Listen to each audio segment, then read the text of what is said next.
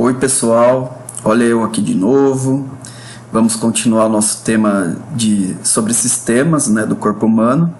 Hoje nós vamos falar sobre o sistema excretor. Claro, não é só o corpo humano, né? Nós vamos comparar com outros seres vivos também, por isso que tem uma vaquinha aqui desenhada na capa. Então, quando a gente pensa em excreção, a gente pensa em cocô, né? Fezes. Aqui na aula vamos falar urina para xixi e fezes para cocô, né? Tão feio falar cocô, né? Bonitinho, cocôzinho aqui. Mas qual que é a diferença, né? Excreção é aquilo que nós absorvemos, né? São nutrientes que absorvemos. Ele foi para o sangue, passou pelos tecidos, né? Foi metabolizado, gerou resíduos. Esse resíduos foi levado pelo sangue e depois ele acaba saindo do corpo. Então é algo que entrou no corpo e saiu. Isso é uma excreção. Já no caso das fezes, olha aí, lembra lá no sistema digestório? Aquilo que é nutriente é absorvido. O que não é nutriente, ele acaba não sendo absorvido, né? Então, nesse caso, as fibras, né, dos vegetais, entre outras coisas, acabam não sendo absorvido pelo nosso corpo. Então, ele vai embora no intestino grosso, né? Formando o bolo fecal. As bactérias também vão compor as fezes, né?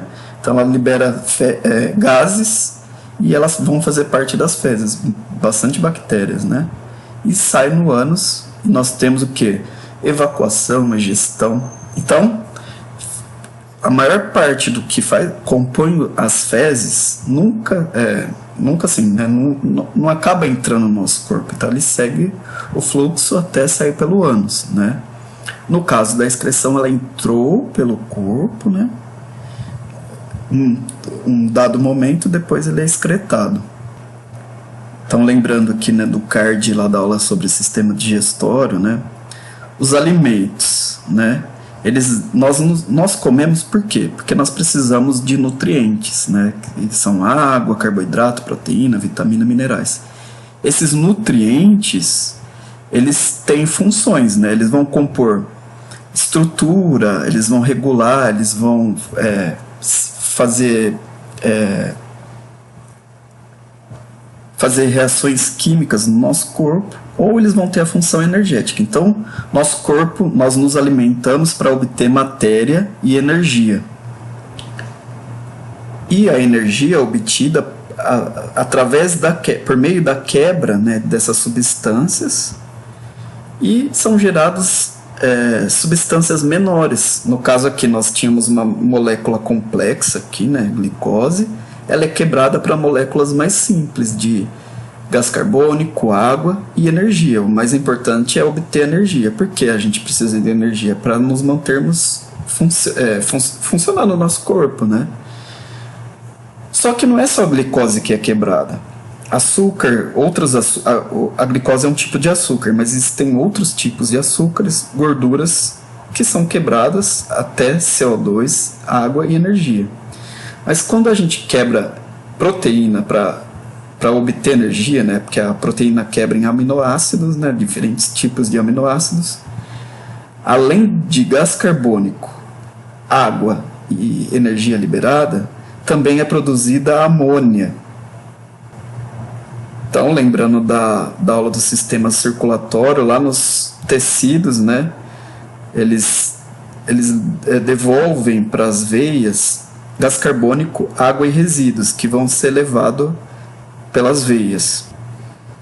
Então, as nossas células, elas produzem muitos resíduos que devem ser eliminados, porque pode ser tóxico, né? Então, eles vão ser eliminados do organismo, eles são chamados de excretas.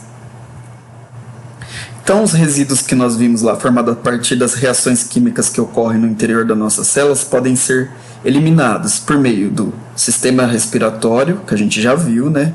Ele vai liberar o gás carbônico e algumas outras substâncias voláteis, gasosas. Da pele, né, o suor libera algumas substâncias, e o sistema urinário, que ele vai liberar por meio da urina. Então, eles não vão só liberar isso, vai liberar o que está em excesso no nosso corpo, não só resíduos. Dentre tudo aquilo, nós falamos que, como resultado da proteína, nós temos a amônia. A amônia é altamente tóxica e solúvel em água, então ela deve ser eliminada. Alguns seres vivos, alguns animais vão liberar amônia direto, outros ureia e outros ácido úrico. Ou seja, eles vão transformar amônia nesses outros componentes aqui para eles poderem ser liberados do organismo. Animais que vivem na água, eles liberam já diretamente na forma de amônia, porque eles têm muita água no corpo dele, água entrando e saindo, então eles já liberam direto na água. A maioria dos animais aquáticos, né? Lembrando que existem outros animais aquáticos que não fazem isso. Já os animais terrestres, eles vão liberar na forma de ureia, tá? Então a ureia, ela tem uma média, ela é menos tóxica que a amônia e tem uma solubilidade em água baixa, mas a gente vê que o nosso xixi ele é líquido, né? Nossa urina. Então pode ser tanto animais terrestres e alguns aquáticos, no caso do sapo adulto, né, que ele vive no solo, né? E os tubarões e arraias também liberam na forma de ureia. Já existem animais que liberam o ácido úrico, né? O ácido úrico ele não é tóxico e ele é insolúvel em água, então ele é bem sequinho aqui. Então quando você vê um cocô assim de uma barata, né, essa pontinha branca aqui é o ácido úrico. Então insetos, gastrópodes terrestres, que são o caramujo, caracol, lesma, répteis e aves. São animais adaptados geralmente para ambientes mais secos ou ao voo. No caso dos insetos eles voam, né? As aves também. Então é mais fácil eliminar, evolutivamente foi mais fácil eles eliminarem ácido úrico. Mas como a toda regra, como que para toda regra sempre há uma exceção, né?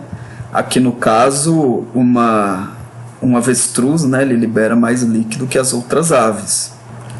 Lembrando que a maioria das aves tem uma cloaca, né, onde ela libera tanto as fezes e o ácido úrico. Então ele sai um pouquinho molhadinho, né?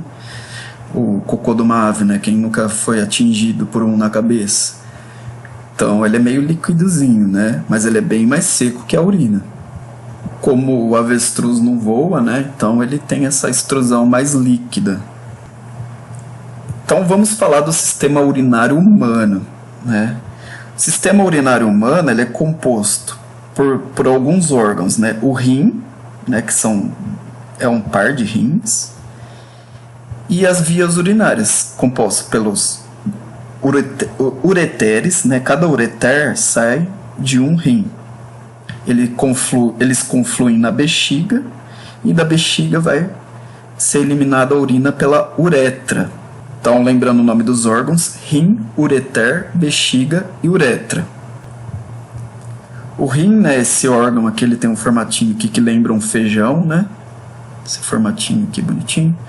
Quando você faz um corte nele, né, ele tem várias estruturas que ficam aqui nesse córtex e parte deles na medula, né, que tem a função de filtrar o sangue, né? Eles filtram o sangue e vão produzindo as substâncias que vão ser secretadas por meio da urina. E essa estrutura, ela é envolta por diversos capilares sanguíneos, né?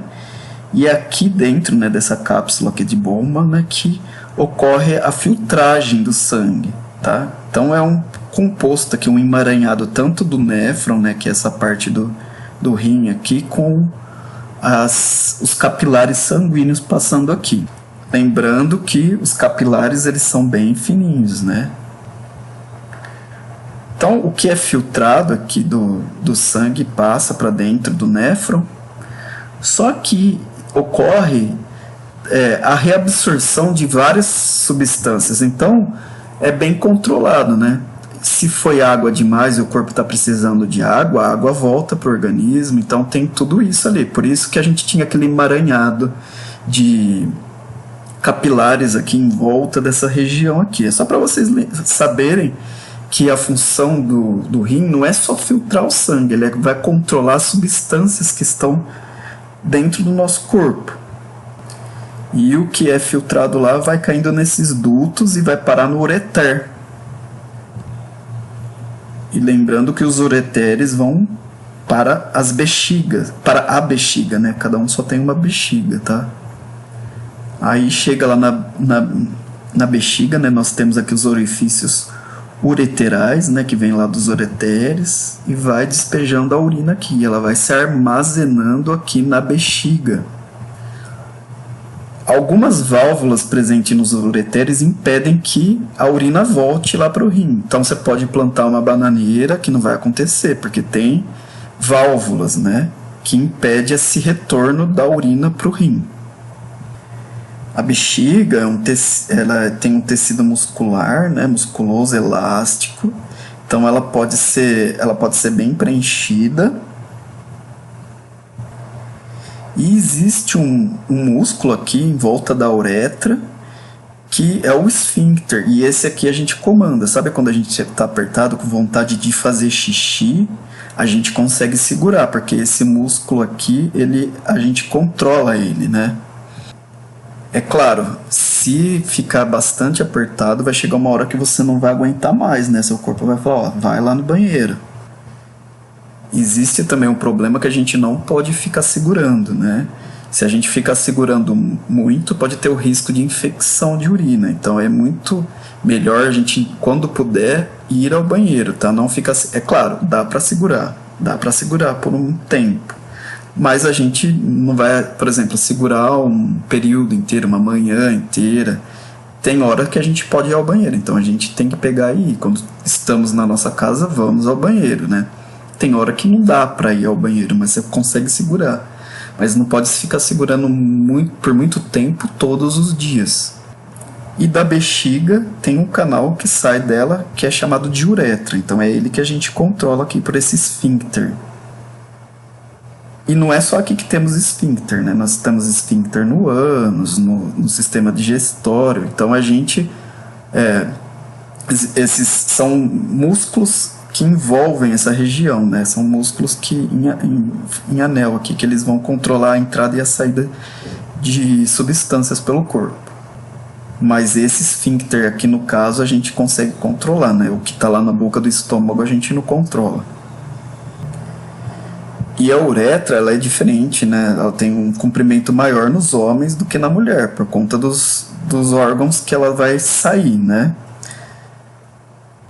Aqui na ilustração parece que nos homens ele é reto, assim, não é, né? O pênis ele tem aquela curvatura do pênis.